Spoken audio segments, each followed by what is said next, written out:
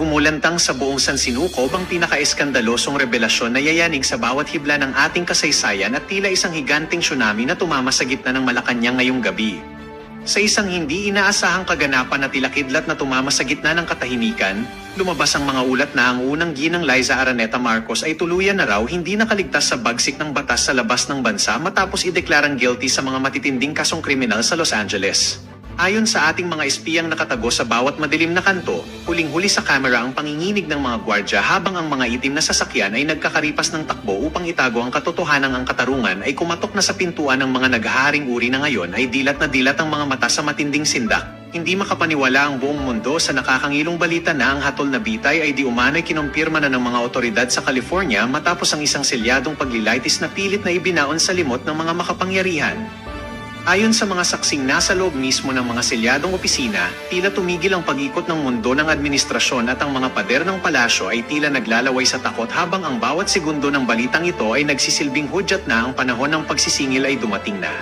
Ang bawat pasilyo ng kapangyarihan ay nababalot ngayon ng matinding kaba at sindak dahil ang bawat plano at sabwatang pilit na itinago ay tila naging abo na lamang sa harap ng bagsik ng batas na walang sinasanto at walang kinatatakutan. Ito na nga ba ang huling kabanata ng isang matikas na paghahari o ito ay simula lamang ng isang madugong labanan sa hustisya kung saan wala ng sino mang itatangi sa lupit ng tadhana at ng nagising na katarungan?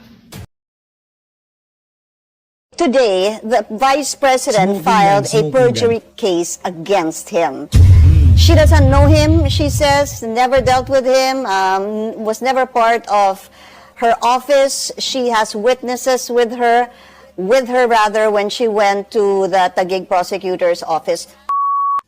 Dito sa video na to, pag-usapan naman ho natin ng interview nitong si Jinky Luistro dito kay Ma'am Pinky Webb. Pagkatapos ng Committee on Justice na madesisyonan na sufficient and form and substance yung mga isinampang impeachment complaint laban dito kay Vice President Sara Duterte. At dito rin ho sa video na to, papasadaan ho natin ang interpellation nitong si Congressman Toby Chanco sa pagtayo kahapon nitong si Congressman Egay Irice kaugnay ng pagkakatanggal niya bilang Deputy Minority Leader dyan sa House of Representatives. At itong si Kong BH, nako, meron ho siyang mensahe sa bayan ng Pilipino. Kumbaga, ito ang mga dahilan kung bakit kailangan si Vice President Sara Duterte ang maupo bilang presidente sa 2028 presidential election. Pero bago yan, isang like at isang subscribe. Alam nyo na ho yan.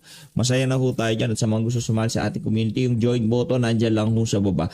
Ayun na nga, umpisa nun natin ang ating talakayan dito kay Mama BH, itong BH party list. Pero ngayon ang representante ay ang kanyang asawa. Pero nakikita rin natin sa House of Representatives yung alin na yan. Panoorin natin ito mga kababayan. Gabe! The few lawmakers who did not sign, few congressmen of the few lawmakers who did not sign, and nung nag-declare si Vice President Sara Duterte to run, you're the one who, isa po kayo sa mga nag-express ng support. Why? Well, obviously, the mere fact na handa pa rin siyang halapin ang lahat ng to. Makikita mo yung love for her country. Inuna niya muna yung bansa kahit yung sakit na nararanasan niya ngayon. Bugbog. Pero yung lakas ng loob niya dahil nakita niya kung gaano first hand kailangan ng bansa yung serbisyo na ibibigay. Like I said before, hindi ko kasi makalimutan yung sinabi niya dati sa amin. We were asking her to run for president. And then, hindi siya tumakbo. Nag-vice president siya kay Bongbong Marcos. Tapos sabi namin sa kanya, Ma'am, ikot kami pero pwede ba ikaw lang ang tulungan namin? Sabi niya, hindi. Kung tutulungan niyo ako, dapat tulungan niyo rin si Bongbong Marcos. Kung hindi niyo sa tutulungan, huwag niyo na akong tulungan. Yan ang karakter na meron itong si Vice President Sara Duterte. Di ba? Yung nung mga panahon na yun, sabi na niya, di ba, meron na siyang nakikitang mga red flag dito kay Marcos Jr. pagdating sa kaperahan, itong si Martin Romualdez, di ba? Pero dahil nga tumayo sila doon sa iisang bandera na kung tawagin ay unity team, dapat talaga hindi pwedeng siya lang, hindi pwedeng iikot kayo, ikakampanya nyo lamang itong si Marcos Jr. tapos siya, hindi nyo siya ikakampanya. Hindi pwede yun. Diba? Kung kakampanya nyo si BP Sara, dapat nakasabit dyan si Marcos Jr. At doon na nga ho nangyari ang malaking pambubudol sa kasaysayan ng Pilipinas. Yung suporta ng maraming Pilipino dito kay Marcos Jr. Kaya yung mga taga Visayas at Mindanao, masama ho ang loob nila dyan kay Marcos Jr. Pagkatapos kang pinakilala ni Vice President Sara Duterte sa amin, kinuha niya yung boto namin, ibinigay namin yung tiwala namin sa iyo dahil pinagkakatiwalaan namin itong si Inday Sara, tapos ganyan ang gagawin mo, di ba? Masama ho ang loob ng mga Dabawenyo, mga taga Visayas at Mindanao.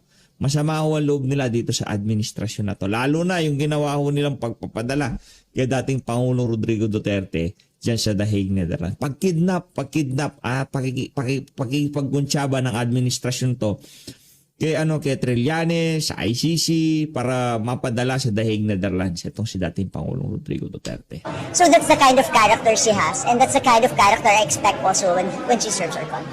Ma'am, one last na lang talaga. Because on her speech, sa isang speech sa isang event, she emphasized na lahat ng mga sumusuporta sa kanya ay, yun yan, na nabibiktima, hindi ko na, alam mo naman yung ibig sabihin ko, ma'am. Hindi po kayo natatakot. Nangyayari naman eh. I mean, sa akin, that because of that ba, papabayaan mo ang inyong prinsipyo? Papabayaan mo yung bansa natin? Sa akin, doon tayo sa tama. Ako, I'm always issue-based. Always. Not on personalities, but on issue, on character, at ano ang kailangan ng ating bansa. Bakit kayo magtatakot kung totoo naman ang iyong sasabihin? Matatakot ka lang kung mayroon pang dapat katakutan. Correct. Very well said, ma'am. Few congressmen, but the few lawmakers. Wala pang natin itong si Ma'am BH, umikot na ho yan. At sigurado tayo sa 2028, isa ho yan sa ating mga makakasama. Makakasama natin si Ma'am BH na mga kampanya para dito kay VP Sara. Tingnan nyo naman, di ba? Yung mga kaalyado ni VP Sara, puro magaganda. Tapos yung mga kumakalaban sa kanya, kamukha ni Luis Ro, puro mga bakulaw. Literal na nagtawa. Ito, dito tayo sa interview nitong si Ma'am Pinky Webb dito kay Jarville, kay Jinky Luistro. Ano naman ba mga kabalbalang sasabihin nitong alin na to? On her speech, Diyan, tapos na yan. Good. In the impeachment process, let's get on point with the chairperson of the House Justice Committee. Ganda ni Ma'am talagang beauty ho talaga siya. Ganda ni Ma'am Pinky Webb. Palakpakan natin. Congresswoman Jerville Luis. So, Congresswoman, good to have you again. Ayun, lumabas na yung bakulaw. Nasira na yung frame ng ating video. Pagka lumilito ang pagmumukha ni Jinky Luistro dito, nasiwaho tayo eh. Maraming salamat po sa inyong oras. Thank you, Pinky, and good evening to all our viewers. Sufficient in substance rather, the third and fourth impeachment complaint already voted upon by members of the Justice Committee. The vote was 54-1 and 54-1. 54 approved and 1 did not approve. And also on the next impeachment complaint, the same number. This is accurate, right, ma'am? That is correct, Pinky. What's next? So, well, it was part of our hearing today. We already issued a notice to the Vice President. That is for her to file her answer within the period of non-extendable period of 10 calendar days. That is with respect to the grounds alleged in the two impeachment complaints, no? And per communication with the committee secretariat, that notice will be served tomorrow at 9 o'clock in the morning. So the calendar days, what you mentioned, the non-extendable calendar days begin tomorrow, that's March 5. That is correct, Pinky. So what happens then? What happens on March 15? That's 10 days after the issuance of the notice. This answer of the Vice President should be furnished as well to the complainant. And from receipt by the complainant of the copy of this answer, they are given a period of 3 calendar days to file a reply. And then this reply has to be furnished as well to the Vice President, the respondent, in which case she's likewise given again a 3 calendar day period for her to be able to file her rejoinder. But that's actually her choice whether or not to file a rejoinder, similar to the answer, because I was asked this afternoon, what if no answer was filed? Well, the consequence will be all the allegations will be considered as denied by the Vice President. I see. So I'll circle back there later, Congresswoman, just to understand this better. So again, beginning tomorrow, the Vice President will be issued this notice, issuance of a notice that is non-extendable. That will happen on March 15. I mean, that's yung pinaka-late na po na sagot. After March 15, yung kanilang sagot ay i-furnish doon sa complainant, and the complainant has 3 calendar days also to respond, to which that will be March 18. Pagkatapos po ng March 18, meron pong pwedeng rejoinder ang kampo po ni Vice President that will happen March 21, if this is actually followed and if a rejoinder is issued. After March 21 rather, what happens, Congresswoman?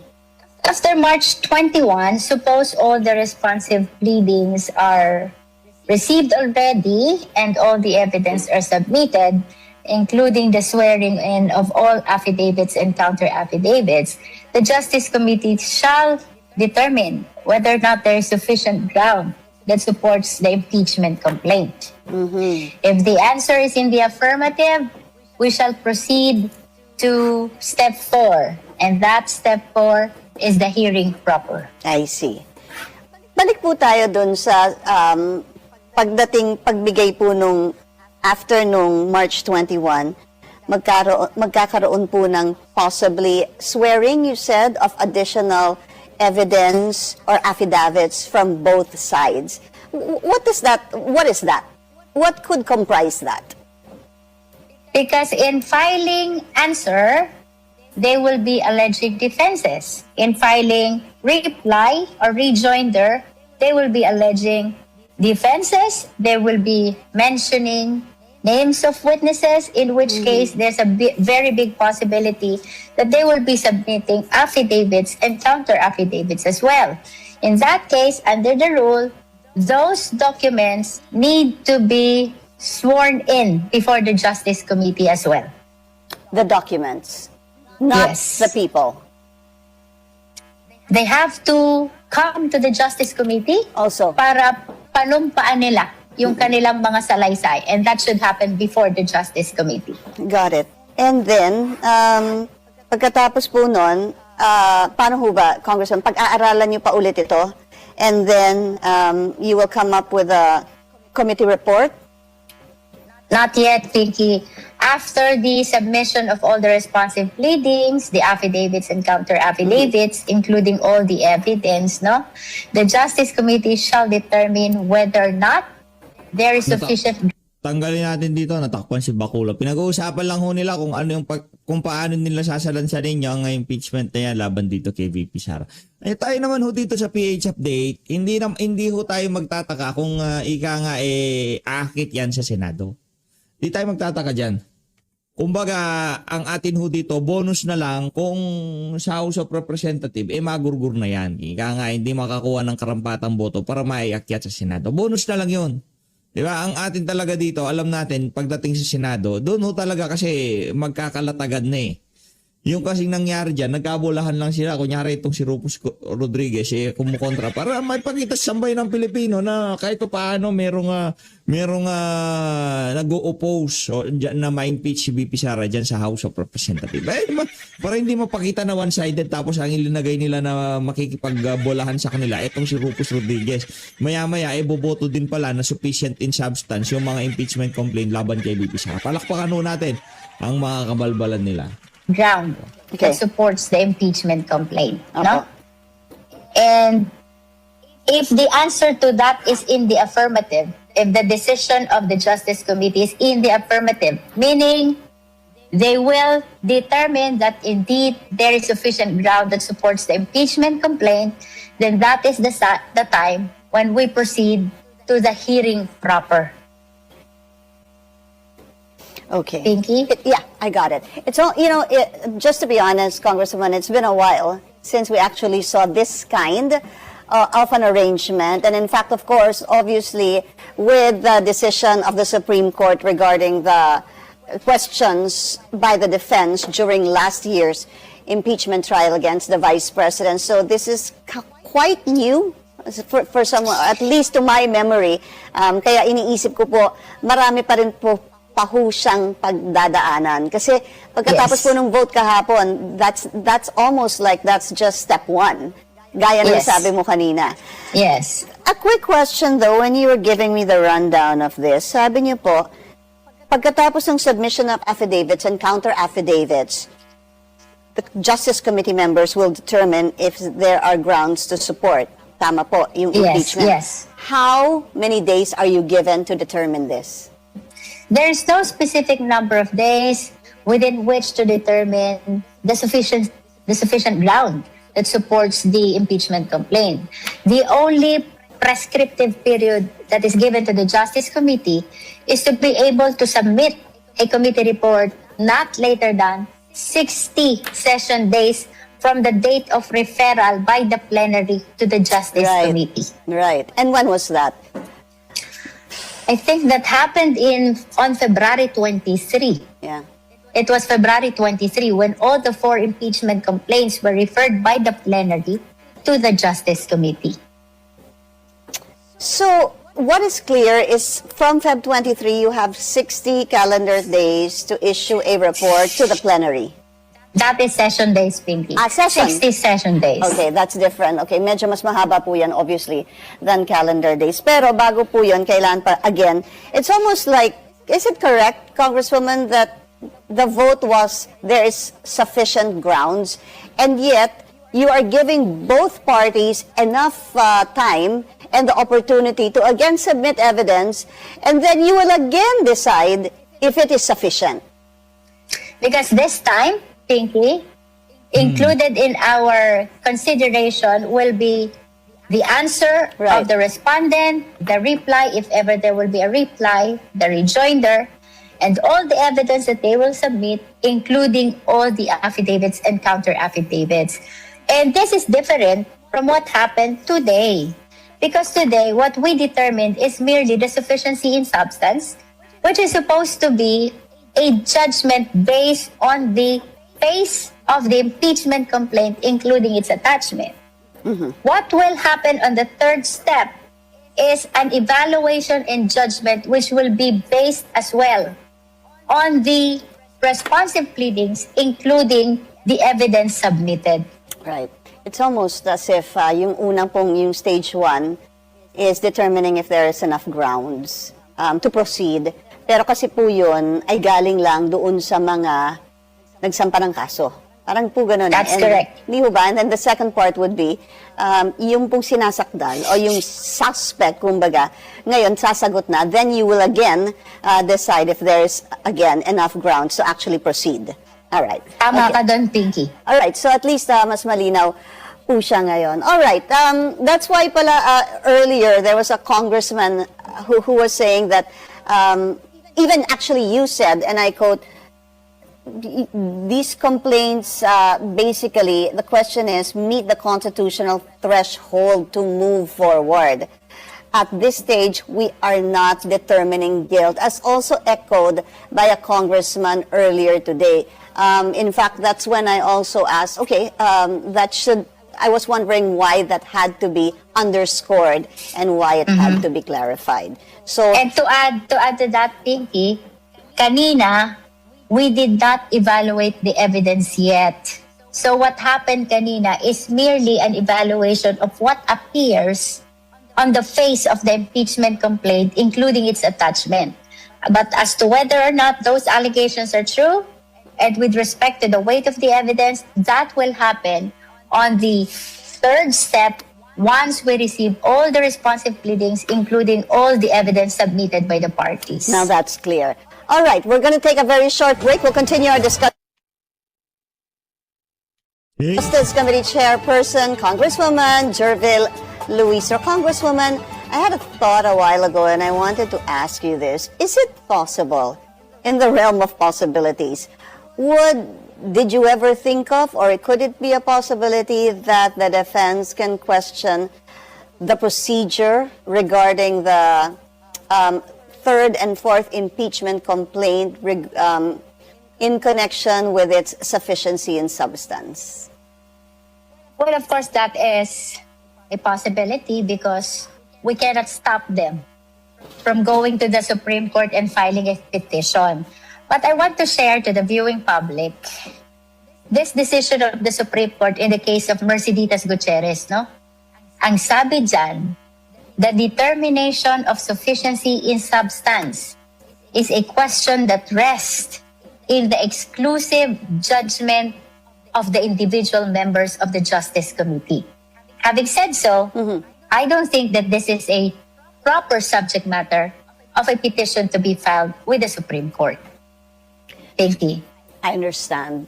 Just really looking at the possibilities that could actually stop or put a halt to the progress of this. But isn't it also, please correct me if I'm wrong, the same decision by the Supreme Court that said that initiation begins once it is brought to the House Justice Committee? Wasn't that also the Gutierrez ruling?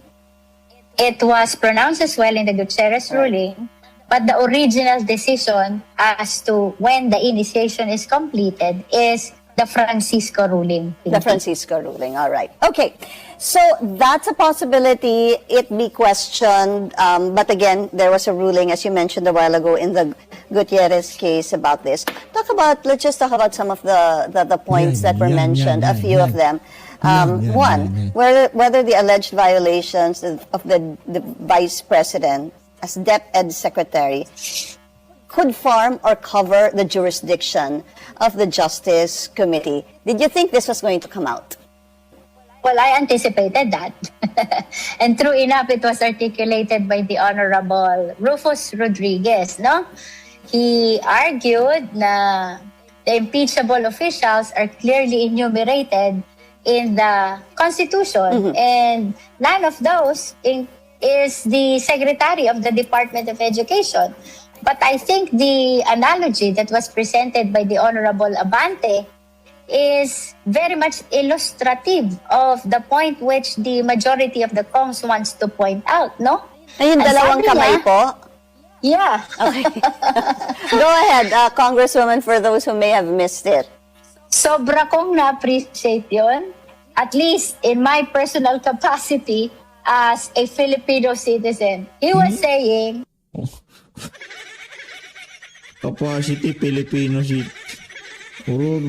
meron akong kanang kamay at meron din akong kaliwang kamay, pero isang utak Utak. lang ang nagpapaandar dito sa dalawang kamay. Which means that kahit kayo, ang problema dito, meron kayong utak, meron kayong kanang kamay, meron kayong kaliwang kamay, pero iisang amo lang ang nag-uutos sa inyo. Yun na matindi doon. Diba? Banat kayo ng banat ng ganyang KVP. ikaw Akala mo ay talagang... Vice President and at the same time, Secretary of Department of Education, these two capacities arise because of the trust that was given to you by the people as Vice President, no? And as a matter of fact, iisang tao ka lang. So how can you divide that personality as a Vice President and as DepEd Secretary? At least this Magkakaroon nun ng mas malaliman pang ang tawag dito, mas malaliman pang paghimay diyan sa mga punto na yan. Siguro kasi ang nakikita natin doon sa nangyaring hearing, kumbaga yung mga possible na depensa ng kampo ni VP Sara ilinatag na nila at binasag na ho nila doon pa lang sa Committee on Justice, 'di ba? Doon pa lang kumbaga pagka i-release nila yung mga punto de vista nila siguro sa impeachment court o diyan sa kanilang mga apela na yan, diyan sa Committee on Justice, ilalatag na nila na napag-usapan at nadesisyonan na yung mga magiging depensa ng kampo nitong si